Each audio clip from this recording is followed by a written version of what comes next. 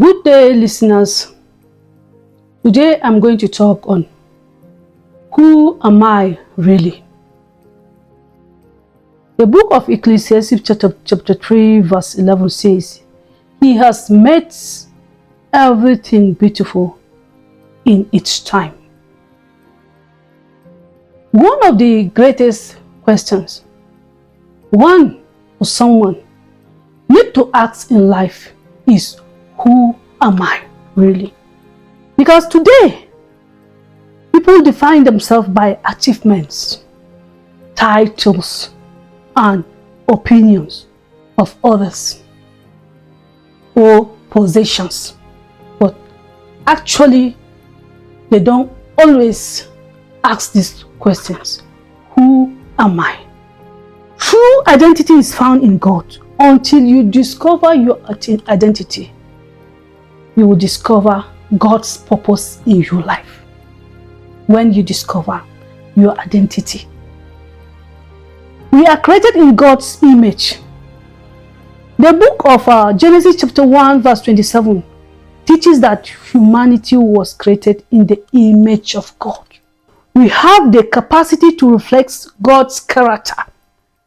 We have value, dignity, and our worth comes from God.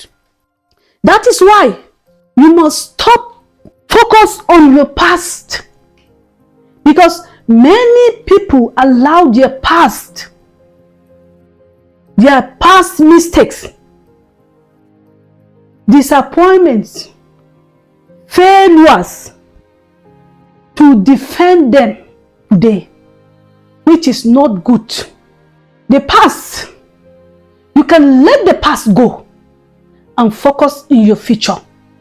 If you trust in God, actually you should know that even the men in Bible time, the men that walk in Bible time, we see how some of them struggled in life.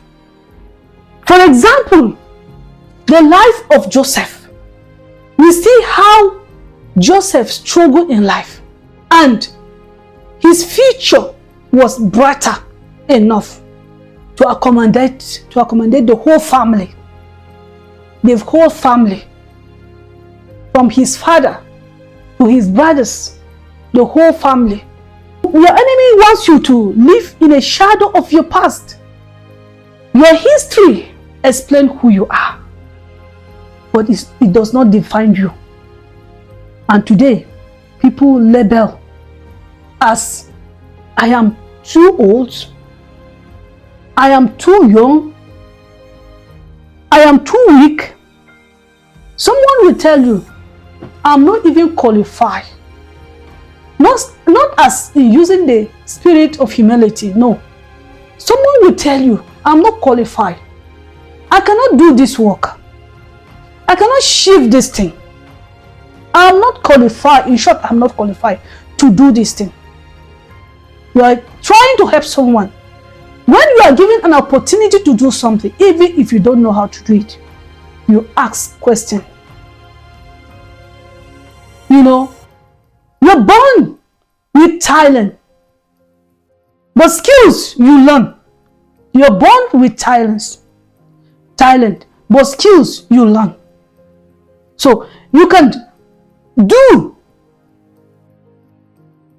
everything in the Lord, because He is the only one that strengthens you. So Jeremiah thought he was too young, but he proceeded for that journey. What about Gideon? In short, Gideon said, I'm the weakest in my father's clan. I'm the weakest in my father's clan. That's what Gideon said. But the Lord used him. He delivered his people from the Midianites. Gideon did that. He delivered his people, delivered the land from the Midianites. David was overlooked. They brought all the brothers. He said, no, this is not the one I'm asked to anoint. Is there not anyone again Is there not anyone again? Maybe someone is looking for you